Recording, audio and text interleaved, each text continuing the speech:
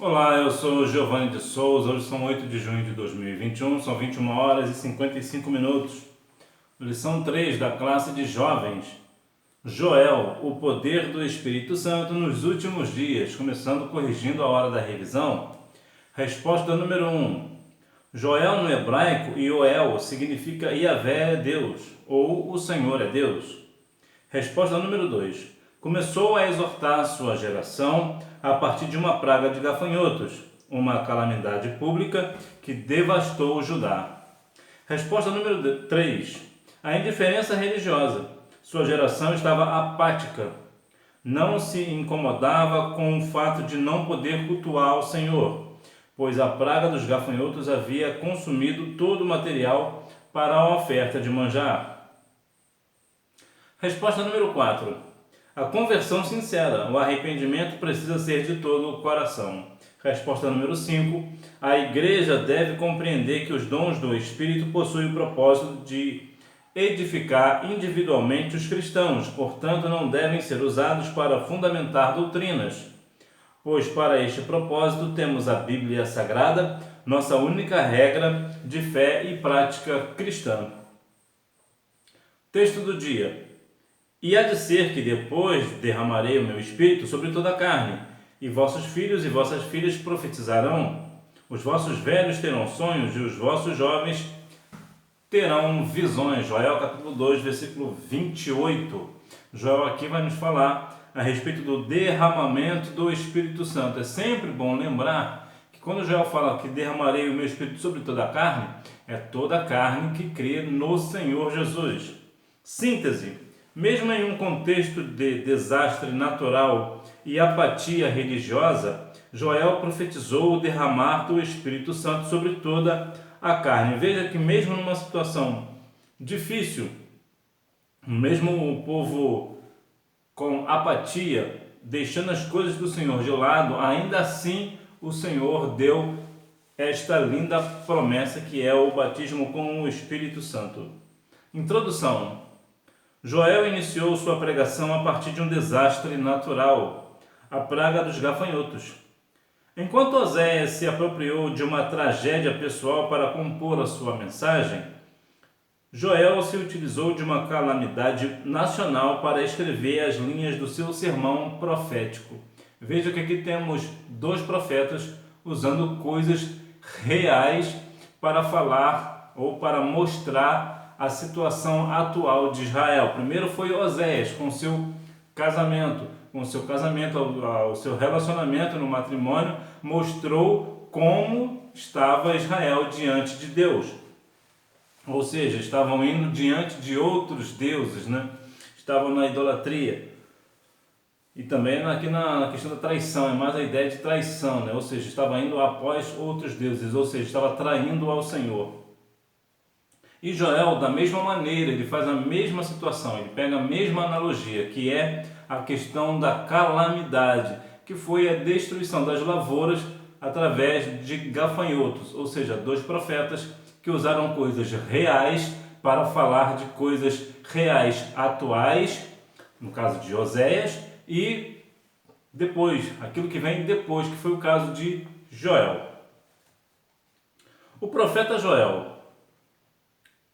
Joel surgiu no cenário para pregar o significado do seu nome, uma vez que no hebraico tinha muito essa questão de um nome da pessoa simbolizar diretamente a importância daquela pessoa, né? Então a ideia é essa daí.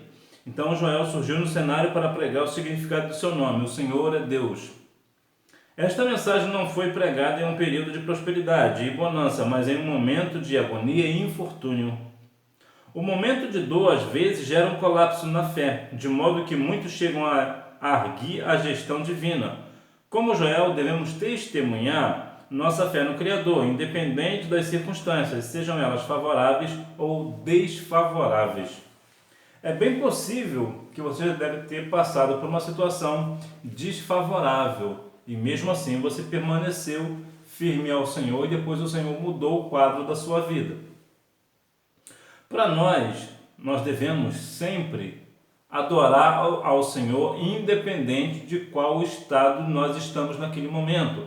como eu estou hoje, como você está hoje, independente de como você está hoje, como eu estou, nós devemos continuar adorando e bendizendo o nome santo do Senhor. Ou seja, nós temos que testemunhar de Deus, mesmo quando está tudo a nosso favor ou quando não. Ou seja, quando nós temos bonança, nós louvamos ao Senhor, e quando nós estamos na adversidade, nós também louvamos ao Senhor. Ou seja, a nossa fé não está enraizada no momento que eu estou passando ou no momento que você está passando. A sua fé está enraizada em Cristo, ou seja, independente das circunstâncias, nós permaneceremos fiéis e continuaremos fiel ao Senhor, continuaremos louvando e engrandecendo o seu grande e poderoso nome, porque nós confiamos nele, ainda que a figueira não floresça. Ou seja, independente das circunstâncias, a nossa fé não está na nossa situação. Ou seja, hoje eu estou na bonança, a minha fé está elevada.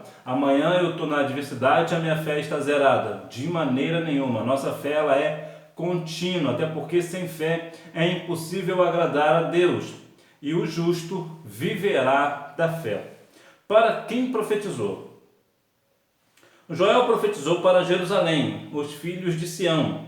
Em princípio, Joel fala para o seu povo, o Reino do Sul. No entanto, sua profecia abrangeu a igreja, conforme o próprio apóstolo Pedro reconheceu.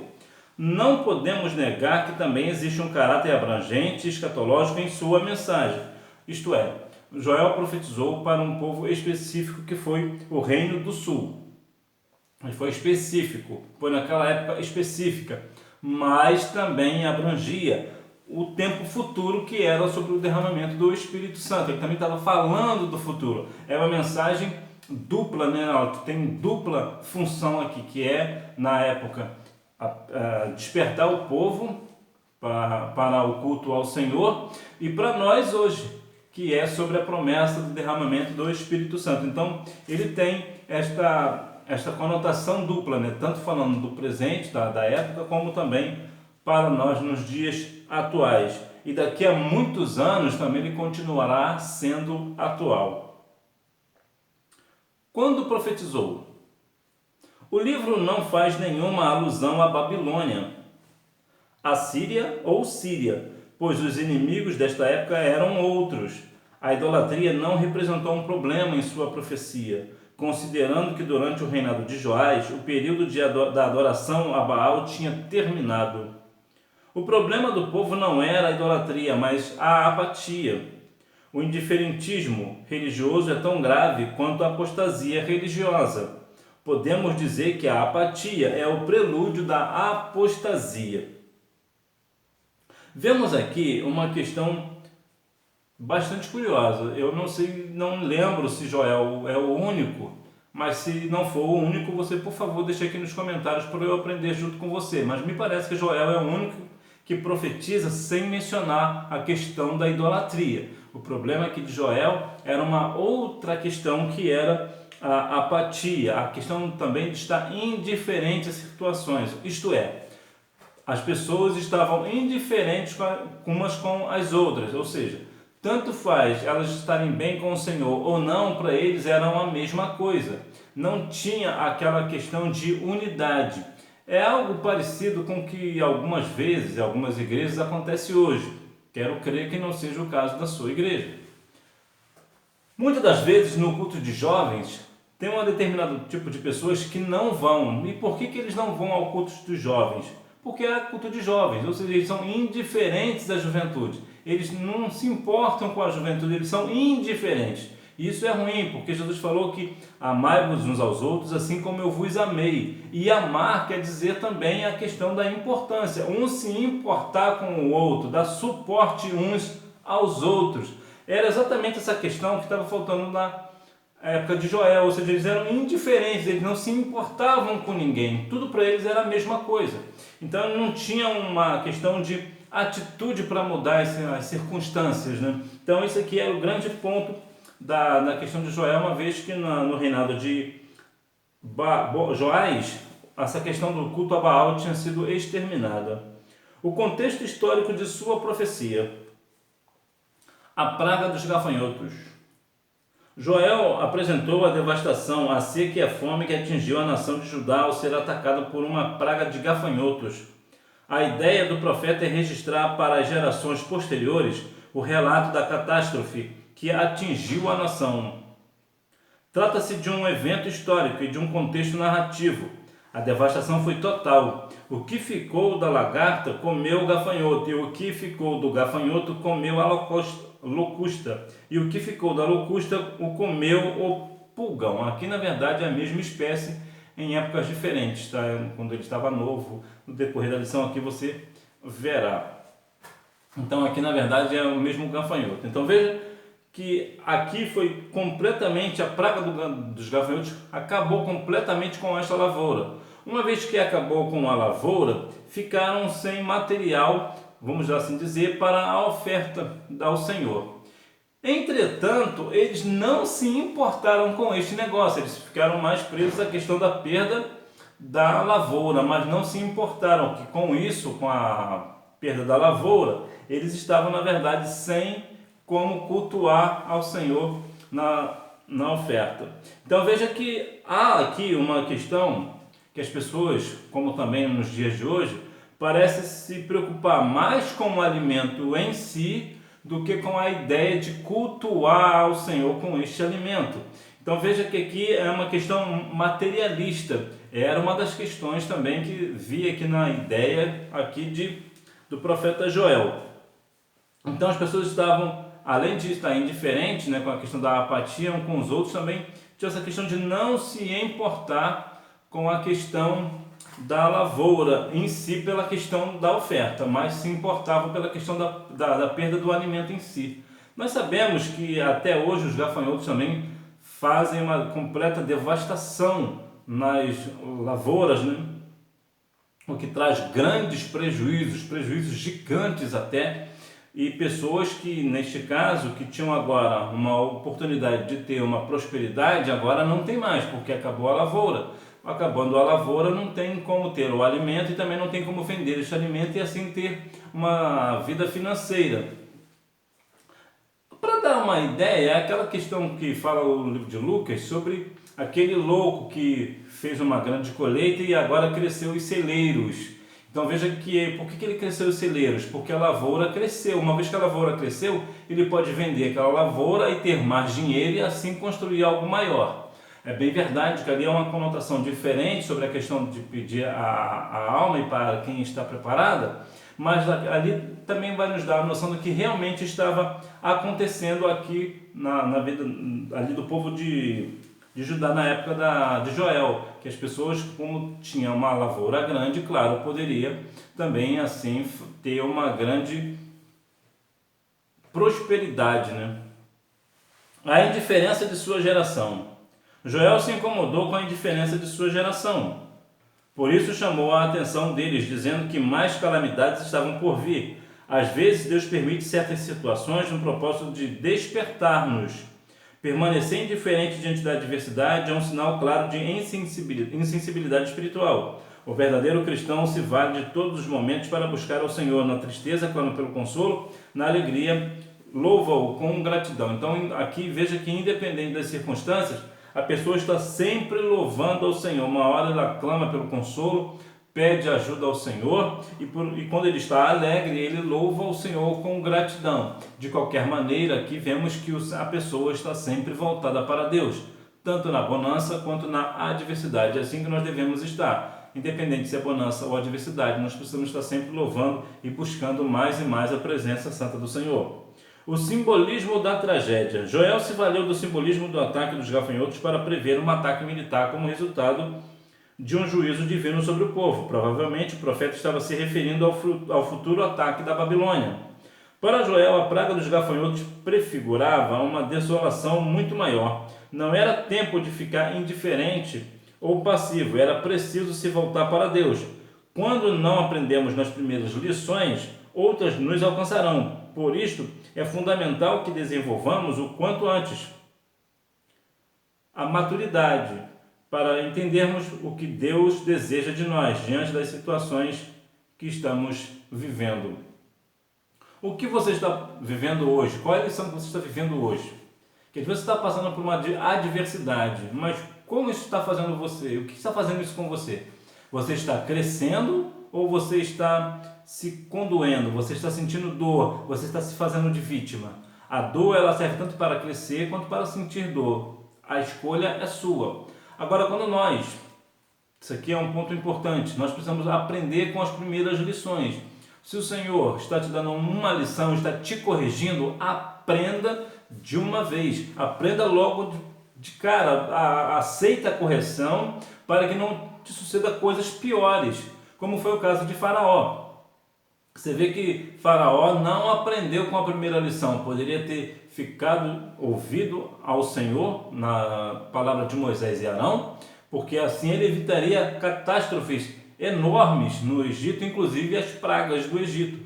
Então veja que ele não aprendeu, ele não teve maturidade para aprender as lições. Se tivesse aprendido logo na primeira lição, inclusive, não teria morrido, não teria vindo as pragas, ou pelo menos as grandes pragas do Egito, teria havido uma ou outra, mas não todas elas, e também não teria perdido o seu filho, e também não teria perdido o seu exército. Então veja que, como Faraó não aceitou a lição, não aprendeu com a lição que o Senhor estava dando, as consequências foram ficando cada vez piores. E também é assim nos dias atuais, quando nós não aprendemos com as lições que o Senhor nos dá, as coisas vão acabando ficando pior, né?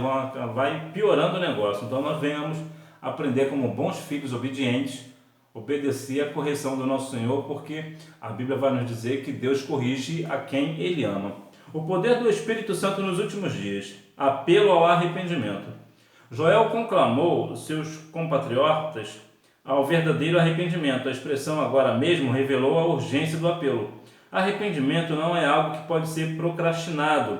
Na Bíblia, o arrependimento é sempre para hoje. O profeta afirma que Deus não se deixa enganar com falsos arrependimentos ou com rituais aparentes. A conversão deve ser de todo o coração. Então veja que o arrependimento ele tem que ser feito de todo o coração. Você tem que se arrepender. Arrepender, de uma forma direta, é tomar outro caminho. Imagina, por exemplo, que aconteceu alguma coisa com você de ruim. Você tinha ido por um caminho e aconteceu algo ruim. O que você faz? Você nunca mais vai passar por aquele caminho. Ou seja, você se arrependeu, você vai para outro caminho. A ideia é essa. Então a pessoa tem que mudar de atitude, né? Mudar o caminho, mudar a direção, mudar o sentido do negócio. E tem que ser hoje, tem que ser agora. O arrependimento não pode ser procrastinado, ou seja, deixar para amanhã, depois eu faço, depois eu me arrependo. Não, arrependimento é agora. O arrependimento é já. O Senhor sempre vai nos trazer a palavra do arrependimento para os dias de hoje, é o agora. Tu tem que se arrepender agora, se arrependa agora. Então veja que o arrependimento ele vai trazer o verdadeiro avivamento. Por quê? Porque sem arrependimento não tem avivamento. Não adianta você querer mudar, receber o batismo com o Espírito Santo, querer ser uma bênção na vida dos seus ou mesmo na igreja, se você não se arrepende dos seus pecados. Então você precisa, eu preciso, nós precisamos nos arrepender hoje, né, para que assim o Senhor venha limpar o nosso coração e nós venhamos ser uma nova criatura em Cristo Jesus. Bênçãos materiais. O arrependimento muda destinos. Mediante a conversão sincera, Deus prometeu derramar a fartura. A resposta viria com a providência dos mantimentos que antes estavam escassos, trigo, vinho e óleo.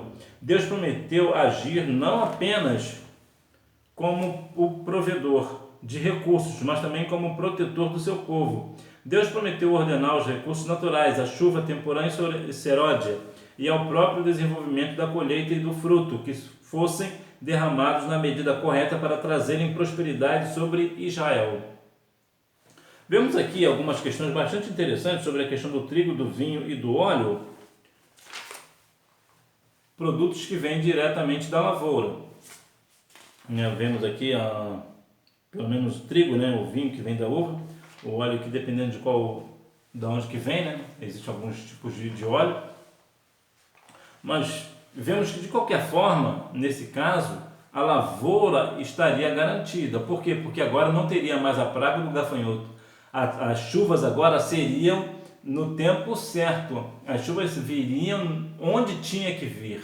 onde tinha que cair. Então isso iria dar prosperidade para o povo. Por quê? Porque o Senhor, ele dá àquele que se arrepende as questões, as consequências vêm de uma forma espantosa. A pessoa se arrepende dos seus pecados, então o Senhor vai fazer com que ele prospere, que a sua vida melhore. Então todo arrependimento traz consigo resultados benéficos. O arrependimento traz não só a questão da vida eterna, que é a mais importante, mas também nos traz uma vida mais tranquila aqui na terra, né? Uma vida de prosperidade financeira, uma vida de ter abastança, né?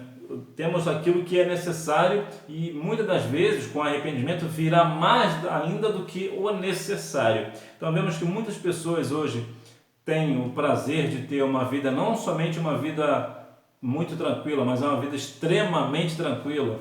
Por quê? Porque outrora se arrependeu dos seus pecados, se voltou com Deus, se abraçou a causa, se arrependeu verdadeiramente de coração dos seus pecados e o Senhor fez prosperar em sua vida. O Espírito Santo nos últimos dias. O derramar do Espírito Santo marca o período da dispensação da igreja. Atualmente vivemos o cumprimento da profecia de Joel. E essa profecia nós vamos continuar vivendo até a volta do nosso Senhor e Salvador Jesus Cristo.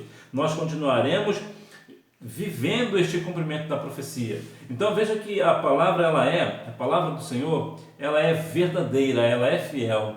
Joel disse que o Senhor derramaria o seu Espírito sobre toda a carne e vemos que até hoje continua o Senhor derramando o seu Espírito sobre toda a carne que crê no nosso Senhor e Salvador Jesus Cristo. Então veja que continua esta palavra gloriosa do Senhor. Por quê? Porque a palavra do Senhor ela é digna de toda a aceitação, ela é fidedigna, ela é perfeita. Ainda que as pessoas a tenham como algo que é apenas uma fábula ou coisas do tipo, nós sabemos que a palavra de Deus ela é verdadeira. E está aqui um bom exemplo disso. O Senhor disse que iria acontecer e continua acontecendo. Conclusão. Joel fez o registro histórico da praga dos gafanhotos e exortou sua geração sobre a iminência do juízo divino. No entanto, a promessa da descida do Espírito Santo foi o tema-chave de sua profecia. O livro de Joel nos ensina principalmente a respeito da atualidade das ações do Espírito Santo, pois mediante uma conversão verdadeira, o Consolador será derramado de forma efusiva e sobrenatural sobre todos aqueles que se aproximam de Deus em busca de salvação. Então veja que quando a pessoa está buscando ao Senhor a sua salvação, a pessoa crê no Senhor Jesus, é salva na pessoa dele e tem o seu arrependimento de coração hoje. O arrependimento hoje ainda tem a questão da promessa do batismo com o Espírito Santo. E junto com a promessa do batismo com o Espírito Santo, quando a pessoa recebe esse batismo com o Espírito Santo, ainda vem os dons espirituais. Então veja que o Senhor ele tem dado à sua igreja o poder dos altos céus, o poder do Espírito Santo. O poder de Deus está na igreja do Senhor.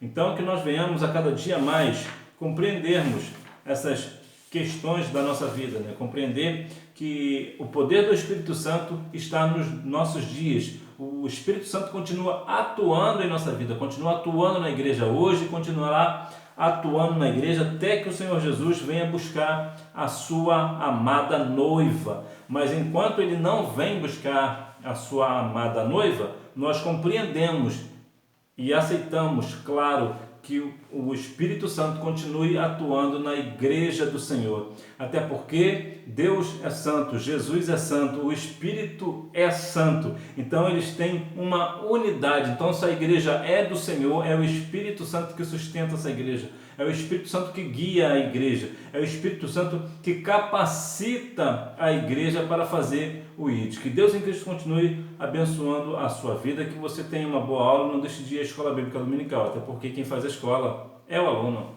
Tchau!